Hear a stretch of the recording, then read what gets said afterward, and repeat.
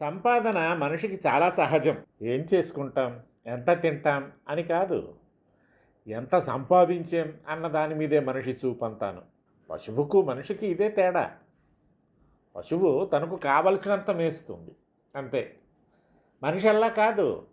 అవసరం అనుకుంటే తాను తినటం మాని కూడా సంపాదించడానికి పూనుకుంటాడు. పశువుకు తిన్నది పుష్టి, మనిషికి ఉన్నది పుష్టిని నీతికారుడు సంపాదించమంటున్నాడు.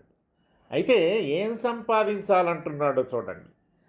విద్వత్తేతి తవ్యం నార్దేష్వేవాదర సదా కార్య అర్థ సర్వజనగత విద్వత్తాదుర్లభాలోకి.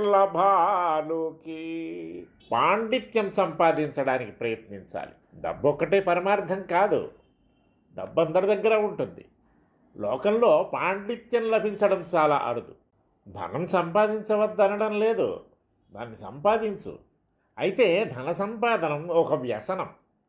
దానికి మితి అంటూ ఉండదు. ఇంత సంపాదించం ఆపుదామనుకోడు. వస్తున్న కొద్దీ ఇంకా రావాలి, ఇంకా రావాలి అని తపన పడిపోతాడు. కడుపు కట్టుకొని సంపాదించి తాను అనుభవించక ఆ సంపాదించిన దానికి కుక్క కాపలా కాచి ఎప్పుడో గుట్టుక్కుమంటాడు. ఎవరికివ్వాలో ఏం చెయ్యాలో కూడా చెప్పకుండా. కొందరు సంపాదించింది ఎక్కడో భద్రపరిచి తాము భద్రపరిచిన చోటును కూడా తామే మర్చిపోతారు. ఎక్కడైనా వ్రాసి పెట్టుకోవడానికి భయం, పట్టుబడితే పట్టుకుపోతారెవరో అని. 10 ఉన్నవాడు 100 కోరుకుంటాడు, 100 ఉన్నవాడు 1000 కావాలనుకుంటాడు, 1000 ఉన్నవాడు 1,00,000 కావాలనుకుంటాడు, 1,00,000 ఉన్నవాడు 1,00,00,000. ఇలా కోరిక పెరుగుతూనే ఉంటుంది, కానీ తరగదు, ఎక్కడో ఒక దగ్గర ఆగదు. అంతేకాదు, సంపాదనలో మరో చమత్కారం కూడా ఉంది. సంపాదించినంతకాలం దానిలోంచి పైసా తీసి ఖర్చు పెట్టడు. వీడిలా సంపాదిస్తాడు, ఎవడో పెట్టి పుట్టినవాడు వస్తాడు దీన్ని అనుభవించడానికి. వాడు తానుగా పైసా అయినా సంపాదించకుండా ఈ కోట్లు వెచ్చపెట్టేస్తాడు. వాడు నిజంగా వీడిలాగే సంపాదించడం మొదలెట్టాడనుకో, ఖర్చు పెట్టలేడు. ఇది సంపాదన రహస్యం. నీతికారుడు అంటున్నాడు, ధనం సంపాదించేవారెందరో ఉన్నారు, నువ్వు సంపాదించు. అయితే వట్టి ధన సంపాదన పరుల్లా సంపాదనే పరమ ప్రయోజనంగా ప్రతిక్షణం పైసలు కూడబెడుతూనే కూర్చోకు. కాస్త చదువు సంధ్యల వైపు చూపు మరల్చు. పాండిత్యం అందరూ పొందగలిగేది కాదు.